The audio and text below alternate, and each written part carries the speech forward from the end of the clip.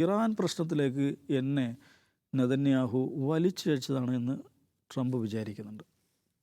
ആ ഒരു feel American എസ്റ്റാബ്ലിഷ്മെൻറ്റിലുണ്ട്. അനാവശ്യമായൊരു കാര്യത്തിലേക്ക് പ്രത്യേകിച്ച് ട്രംപിൻ്റെ നേതൃത്വത്തിലുള്ള ഭരണകൂടം ഇറാൻ തമ്മിലുള്ള മധ്യസ്ഥ ചർച്ചകൾ നടന്നുകൊണ്ടിരിക്കുകയാണ് യുദ്ധം ഉണ്ടാകുന്നത്. അപ്പോൾ ആ നിലക്ക് നമ്മൾ ഇവരുടെ കളിക്കനുസരിച്ച് തുള്ളുന്ന കുരങ്ങന്മാർ മാത്രമാവുകയാണ്, ഇസ്രായേലിൻ്റെ കുട്ടിക്കുരങ്ങന്മാർ മാത്രമാവുകയാണ് എന്ന ഫീല് അമേരിക്കൻ എസ്റ്റാബ്ലിഷ്മെൻറ്റിൽ പല ആളുകളും പങ്കുവെക്കുന്നുണ്ട്.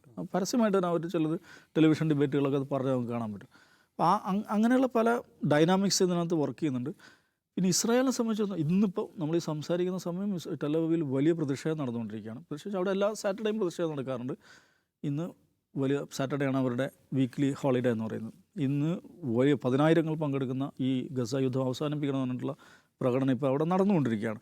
അപ്പോൾ ഇതിൽ ഇസ്രായേലിനെ സംബന്ധിച്ചിടത്തോളം ഈ പ്രശ്നമുണ്ട്. പട്ടാളക്കാർ ഹെസിസ്റ്റൻ്റാണ്, അങ്ങോട്ട് സർവീസിന് പോകാത്ത പ്രശ്നം.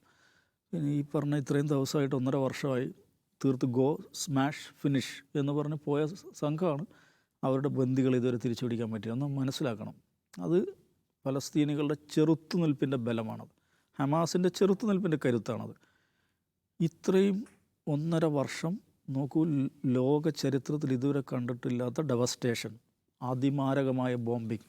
3 ഹിരോഷിമ അവിടെ സംഭവിച്ചു കഴിഞ്ഞു എന്ന് പറയുന്ന ആളുകളുണ്ട്, 5 ഹിരോഷിമ സംഭവിച്ചു കഴിഞ്ഞു എന്ന് പറയുന്ന ആളുകളുണ്ട്. ആ ചിത്രങ്ങളാണ് നമുക്കറിയാം. ഒരു ബോംബ് വീഴാത്ത 1 ഇഞ്ച് പോലും ബാക്കിയില്ലാത്തൊരു ഭൂപ്രദേശമായ ഭൂപ്രദേശം മാറി.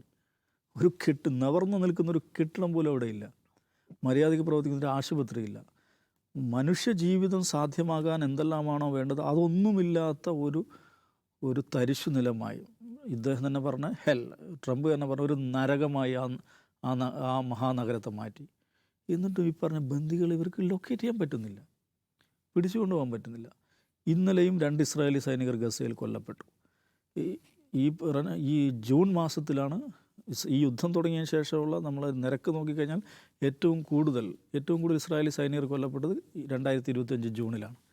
എന്ന് പറഞ്ഞാൽ ഈ മാരകമായ തിരിച്ചടികൾക്ക് ശേഷവും ബോംബിങ്ങിന് ശേഷവും ആ ചെറുത്തുനിൽപ്പ് അവിടെ അങ്ങനെ തന്നെ നിലനിൽക്കുന്നു. നെതന്യാഹുവിൻ്റെ ലക്ഷ്യം എന്തായിരുന്നു? ഹമാസിനെ ഇല്ലാതാക്കുക എന്ന് പറഞ്ഞാൽ അതിൻ്റെ അടുത്തുപോലും IDF ഇസ്രായേൽ സേന എത്തിയിട്ടില്ല എന്നൊരു പ്രശ്നം അവിടെ ഉണ്ട്. അതുകൊണ്ട് നമുക്ക് ഹമാസ് എന്ന് പറയുന്ന അതിൻ്റെ മിലിറ്ററി സ്ട്രക്ചർ, അതിൻ്റെ ഈ കമാൻഡ് കൺട്രോൾ ഒക്കെ അതൊരു കൺവെൻഷണൽ ആർമിയായിട്ട് മാറിയിട്ടുണ്ടായിരുന്നു. ബറ്റാലിയൻസ്, പ്ലാറ്റൂൺസ്, ഡിവിഷൻസ് എന്നൊക്കെ പറഞ്ഞിട്ട് സാധാരണ ഒരു പട്ടാളം പ്രവർത്തിക്കുന്ന രീതിയിൽ. പക്ഷേ ഈ ഡെവസ്റ്റേഷന് ശേഷം അവർ വളരെ പെട്ടെന്ന് ഗറില്ല മോഡിലേക്ക് മാറി. ഗറില്ല മോഡിലേക്ക് മാറിയപ്പോൾ അവർ പുതിയ രീതിയിലാണ് അവർ റിയാക്ട് ചെയ്യുന്നത്, പ്രവർത്തിക്കുന്നത്. അതും ഇസ്രായേലി സേനയ്ക്ക് നഷ്ടങ്ങൾ ഉണ്ടാക്കുന്നു. അപ്പോൾ ഇതെത്ര കാലം എന്ന ചോദ്യം ഈ മിലിറ്ററി എസ്റ്റാബ്ലിഷ്മെൻറ്റിനകത്തുനിന്ന് വരുന്നുണ്ട്. അപ്പോൾ ലോകത്തെ ബഹുജനങ്ങൾ ഉണ്ടാക്കുന്ന സമ്മർദ്ദത്തിൻ്റെയും ഗസയിലെ പോരാളികൾ സൃഷ്ടിക്കുന്ന ചെറുത്തുനിൽപ്പിൻ്റെയും കൂടെ ഫലമാണ് ഈ പറയുന്ന ചർച്ചകളിലേക്ക് ഇസ്രായേൽ വരുന്നു എന്നുള്ളത്. ഇസ്രായേൽ ചർച്ചകളിലേക്ക് വരുന്നു എന്നുള്ളത് തന്നെ വളരെ പ്രധാനപ്പെട്ടൊരു സൂചനയാണ്. അതൊരു 60 ദിവസത്തെ വെടിനിർത്തലാകുമോ, അതൊരു സ്ഥായിയായി നിലനിൽക്കുന്ന വെടിനിർത്തലാകുമോ എന്നൊക്കെ ഉള്ളത് കാത്തിരുന്ന് കാണാം.